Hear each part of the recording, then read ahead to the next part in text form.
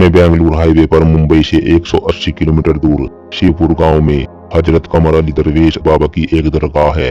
आपको जानकर हैरानी होगी कि यहाँ एक ऐसा चमत्कार घटित होता है जिसे जानकर कोई यकीन नहीं कर पाता। ऐसा माना जाता है कि कमर अली दरवेश की दरगाह की शक्ति कुछ ऐसी है कि यहाँ एक साथ 11 लोग मिलकर अपनी तर्जनी उंगली से एक 90 किलोग्राम का पत्थर आसानी से उठा लेते हैं। हालांकि इस चमत्कार के पीछे लोग बाबा कमर अली दरवेश की शक्ति और आशीर्वाद को कारण मानते हैं। खास बात यह है कि ये चमत्कार बाबा की मजार के आसपास या दरगाह क्षेत्र में और सिर्फ 11 लोगों के एक साथ प्रयास करने पर ही संभव होता है। अगर 11 व्यक्ति से एक या एक भी ज्यादा व्यक्ति पत्थर उठाने का प्रयास करते हैं तो यह चमत्कार नहीं हो पाता। शिवपुर के हजरत कमर अली को लोग काफी श्रद्धा के साथ पूरा सम्मान देते हैं। कहा जाता है कि शिवपुर में आज से लगभग 800 वर्ष पहले बाबा हजरत कमर अली आए थे। वह एक सूफी थे जिनका निधन 18 साल की उम्र में हो गया था। उन्हें उनकी मृत्यु के पश्चात संत की उपाधि से सम्मानित किया गया था। बाद में यहाँ पर एक दरगाह का निर्माण कर दिया गया। नमस्कार, आप देख रहे हैं देश और दुनिया, और आज की वीडियो में आप जानोगे कुछ हैरान करने वाले फैक्ट के बारे में। बस आप बने रहिए वीडियो के अंत तक।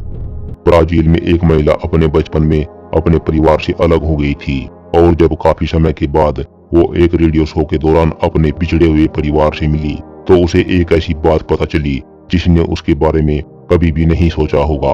उस महिला को पता चला कि उसका पति, जिससे उसने 7 साल पहले तलाक ले लिया था, वो असल में उसका सगा भाई था।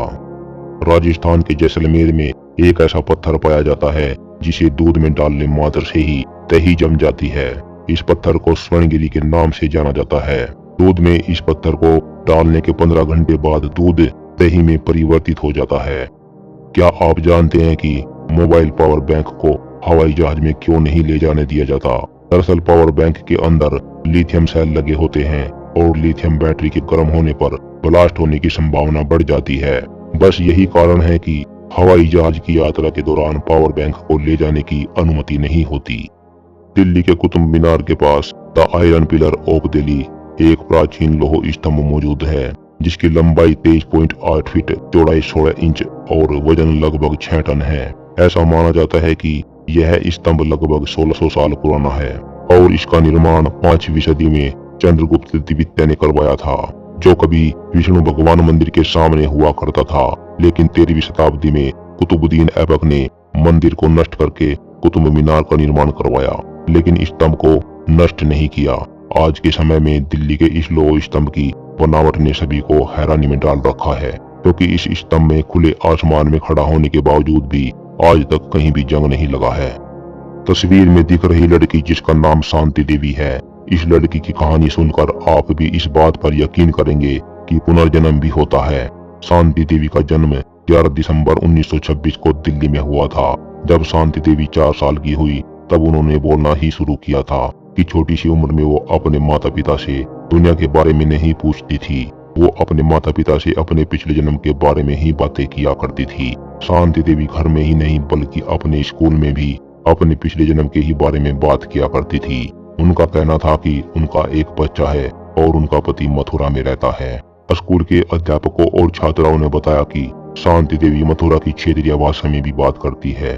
शांति देवी की ये सब बातें सुनकर सभी हैरान थे, किसी को कुछ समझ नहीं आ रहा था। शांति देवी का अपने माता पिता से ये कहना था कि उनका नाम पिछले जन्म में लुगदी देवी था और उनकी 12 वर्ष की आयु में केदारनाथ चौबे नाम के एक शख्स के साथ में शादी कर दी गई थी। उनके पति की यह दूसरी शादी थी। लुगदी देवी जल्दी गर्भवती हो गई, लेकिन ऑपरेशन के बाद उन्हें एक मरा हुआ बच्चा पैदा हुआ। अगली बार लुगदी देवी फिर मां बनी। 4 अक्टूबर सन 1925 को फिर उनका ऑपरेशन करना पड़ा। बच्चे की जान तो बच गई, लेकिन लुगदी देवी नहीं बच पाई। बात उस समय की है जब शांति देवी के दूर के रिश्तेदार बाबू बिचन चंद्र उनसे मिलने पहुंचे। वह दिल्ली के दरियागंज में रामजस उच्च विद्यालय के प्रधान अध्यापक थे। उन्होंने शांति देवी से बात की और कहा कि अगर वह अपने पिछले जन्म के पति का नाम बता दे तो वह उसे मथुरा ले जाएंगे। उस वक्त शांति देवी ने अपने पति का नाम केदारनाथ चौबे बताया। छोटी सी शांति देवी ने न सिर्फ पिछले जन्म के पति का नाम बताया बल्कि ये भी बताया कि वह दिखते कैसे थे। शांति ने बताया कि उनके पति चश्मा लगाते थे, वह गोरे थे, उनके बाएं गाल पर मस्सा भी था। बिशन चंद्र ने केदारनाथ चौबे को एक चिट्ठी लिखी और पूरी घटना के बारे में बताया। तब केदारनाथ ने चिट्ठी के बारे में लिखा कि शांति देवी जो भी कह रही है वो बिल्कुल सच है। उसके बाद बिशन चंद्र और शांति देवी दिल्ली में ही रह रहे केदारनाथ के भाई कांजीवन से मिले। शांति देवी ने उन्हें पहचान लिया और कहा कि वो केदारनाथ के चचेरे भाई है। उसके बाद केदारनाथ अपने बेटे और तीसरी पत्नी के साथ शांति देवी से मिलने पहुंचे। जानकारों का कहना है कि केदारनाथ और उनका बेटा शांति से अलग अलग मिले थे। केदारनाथ ने शांति को बताया कि वो केदारनाथ के बड़े भाई है, लेकिन शांति देवी ने उन्हें पहचान लिया। शांति देवी ने केदारनाथ के बेटे नवनीत लाल को भी पहचान लिया। उसके बाद केदारनाथ ने शांति देवी से अकेले में बात की। बाद में उन्होंने दावा किया कि वो लुगदी देवी ही है। केदारनाथ का ये कहना था कि शांति ने कुछ ऐसी बातें बताई जो लुगदी के अलावा कोई नहीं जानता था। केदारनाथ और उनका बेटा कुछ दिन बाद वापस मथुरा लौट गए। शांति देवी दुखी हो गई और कुछ दिन बाद अपने माता पिता से मथुरा ले चलने की जिद करने लगी। शांति देवी ने दावा किया कि वो अपने पुराने घर का पता उनको बता सकती है। उन्होंने ये भी कहा कि उनका एक रुपयों से भरा डब्बा भी उस घर में जमीन में पड़ा हुआ है। शांति देवी का यह केस धीरे धीरे सारे देश में चर्चा का विषय बन गया। देश के कई लोग इसके बारे में अखबारों में भी पढ़ रहे थे। शांति देवी और लुगदी देवी के बारे में बातें हो रही थी। अजीबोगरीब दिखने वाली यह कहानी महात्मा गांधी जी तक भी पहुंच गई थी। महात्मा गांधी जी ने खुद शांति देवी से मुलाकात की। उसके बाद उन्होंने इस केस की जांच के आदेश दे दिए, जिसके बाद 15 नवंबर 1935 में शांति देवी के साथ 15 लोगों की एक टीम मथुरा के लिए निकल पड़ी। उन लोगों ने मथुरा में पहुंचकर शांति के सामने एक अनजान शख्स को खड़ा कर दिया, जिसे देखकर शांति ने उस शख्स के पैर छुए। वो अनजान शख्स उसके पति का बड़ा भाई था। घर पहुंचने के बाद शांति देवी ने भीड़ में अपने ससुर को भी पहचान लिया और ये भी बताया कि घर में कहां पर रुपए गड़े हैं। वहां लोगों को रुपयों की जगह पर एक गमला मिला। शांति देवी अड़ गई कि पैसे वहीं पर रखे थे। बाद में केदारनाथ ने बताया कि उन्होंने वह पैसे निकाल लिए थे। बाद में जांच करने के लिए आए अफसरों ने अपनी रिपोर्ट में कहा कि शांति देवी ही लुगदी देवी है। कुछ लोगों के लिए यह किसी चमत्कार से कम नहीं था। कोई भी यह बात नहीं समझ पाया कि आखिर छोटी सी शांति देवी को लुगदी देवी की जिंदगी की इतनी सारी बातें कैसे याद थी। इस मामले में इयान स्टीवनसन के द्वारा 20 केसेस सजेस्टिव ऑफ रिकॉग्निशन नाम की एक ही किताब भी लिखी गई थी, जो उस वक्त काफी मशहूर हुई थी। शांति देवी ने जीवन भर शादी नहीं की और 61 वर्ष की उम्र में 27 दिसंबर को उनका निधन हो गया।